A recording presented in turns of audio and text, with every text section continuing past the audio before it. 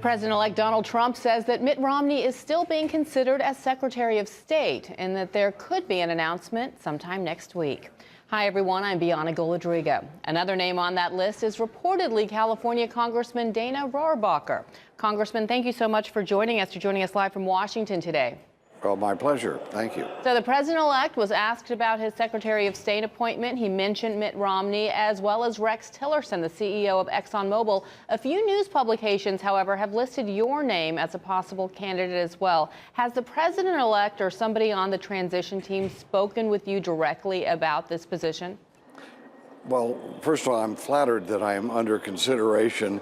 But second of all, I have been discussing this with some people high up in the transition team, but I'm really not at liberty to disclose those details. So let me ask you about some of the issues that a Secretary of State would see under their purview. You were supportive of President-elect Trump's call with Taiwan's president last week.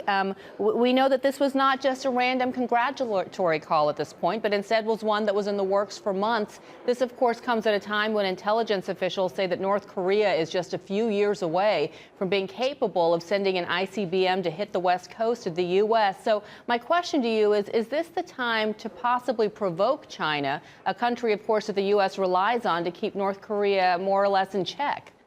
The answer to your question specifically is absolutely yes.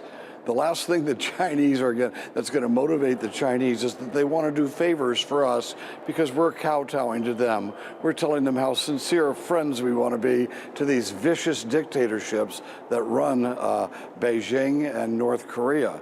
No, the Chinese, if they're ever going to intercede for us, it's going to be based on that we have a strong leader who is not a pushover and a strong leader who will actually threaten their, not military action, threaten them with consequences if they're supporting the military dictatorship attaining power, nuclear weapons power in Korea. So no, it was exactly the right thing to do. And so what's the next step for the president-elect then, if in fact we are seeing a switch in political relations, at least vis-a-vis Taiwan with China? There's the element of surprise that maybe, as you say, keeps China in check, but of course there's the element of going a bit too far as well. How does the president-elect walk this fine line? Well, I don't think it's a fine line at all. We need China, do we not? No, we don't need China. China's against us no matter. The Chinese are not our friends, all right? That's why they are building islands in the middle of the Pacific and claiming all kinds of territory and threatening to shoot us down if we cross over that territory. They have territorial claims all over the world. They are the world's worst human rights abuser. They're the second largest economy and quickly becoming a counterpart. They're the second largest economy. They're the second largest economy because we have acted like fools and built up their economy. We have transferred wealth. We have transferred technology. We have opened our markets to them while they have controlled everything on that side. No, the Chinese dictators are not our friends. Well, let me move to another country that is not our friend as well, and that is Russia. The president-elect says that he wants to change that policy towards Russia and develop a closer relationship with Russia, something you agree with. You were just there in April as part of a delegation and met privately with Putin confidant. And in fact, one article is called you, quote, Putin's favorite congressman. Most of your colleagues, Republican or Democrat, would view that as a negative. What's your response to that? Well, I think most of my colleagues would view that as negative, and many of them disagree with me on that. But you know what? If it's right, it's right. I don't mind advocating it. And the great thing about Donald Trump is Donald Trump doesn't care if it's right. He's the type of guy that's going to take the call from Taiwan, even if it makes the gangsters in Beijing angry. And if it's right for us to join in and cooperate and have a better relationship with Russia in order to defeat radical Islam and to pull China back a bit, well, that's a good thing. And that's what this is all about. Are we going to? Russia is no longer the Soviet Union. But let's call a spade a spade. We have a bunch of people here there's a bunch of people here who want to treat it like it's still the Soviet Union and get in the Cold War. That's not what Donald Trump wants. It's not good for America. And it's better to cooperate with them to actually take on our real enemies. Well, let's call a spade a spade. You talk about human rights abusers in China. Much can be said about Russia as well. Oh, baloney. Where do you come from? I How come can from you the say former that? Soviet Okay, Union. tell That's me, where how I many- came how many from. I came here as a political refugee. Okay. You That's where I came from. What country did you say you I came come from the former Soviet Union, from Moldova. Oh, well, that's good. And then the audience knows you're biased. I'm biased because I'm an American citizen who was born in a foreign country? Yeah. When you start saying that Russia should be, you're trying, do you know that there have been no political reforms in China? None? I'm not advocating that China be our best friend. I'm talking to you about Russia right now. You just said that Russia and China are the same, and I'm sorry, they are not. I said they're both human rights abusers. How am I wrong?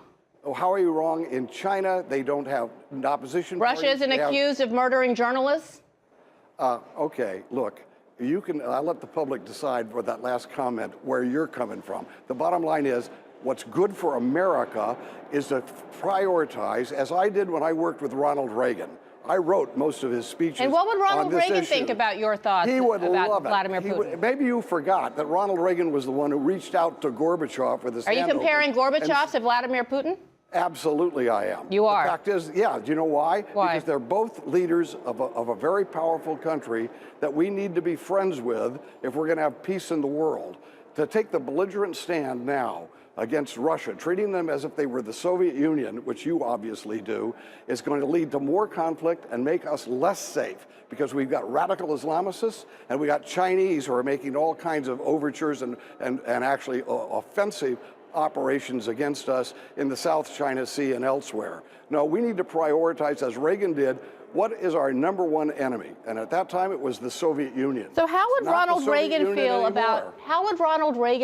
about Russia directly having a role in our election system and compromising one of our two major parties' emails? Well, I think anybody who wants to interfere in other people's elections, which happen all over the world, not just Russia, and we interfere in other people's electoral system as well. So that's fine for you? That's fair game because Donald Trump is not hold the on, lead. wait a minute. I thought I was being interviewed here, and you're supposed to let your guest have a point of view. Yeah, the bottom line is that when Russia does exactly what's going on in other countries, people like yourself are villainizing and saying how horrible it is, but it basically is what's happening all over the world. You know Vladimir Putin. It basically happens in various countries. You know Vladimir Putin personally. I don't. I'm just going by facts. You don't seem to like the facts. No, you're not going by facts. You don't seem to like the facts. You're going by your heart, and you hate this guy. I'm not going by my. No, I don't. No, I don't. I'm going by the facts. Then why do you feel compelled to interrupt a guest when he's trying to express his opinion on this that you disagree with? Because you're expressing your opinion about me. This is not about me. Oh, yeah, it's supposed to be an interview with a journalist. I am a journalist.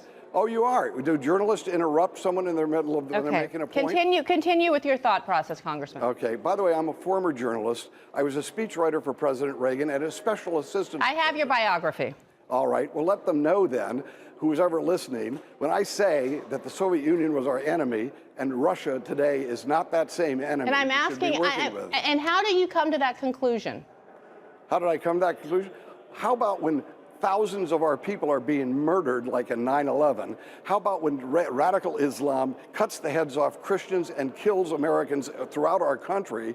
And that means, yes, now they are the threat that we have to deal with, and Russia can help us defeat that. For those people who want to go back to the Cold War and not cooperate in order to stop those radical Islamic murders of Americans, you got your priorities wrong. Okay, Congressman, we're going to have to leave it there. Thank you so much for joining us. I appreciate it. Okay. And stay with Yahoo News for all the latest on the Trump transition and much more. Follow us on Facebook and Twitter and let us know what you think about everything you've just heard. I'm Bianna Golodryga. Thanks for watching.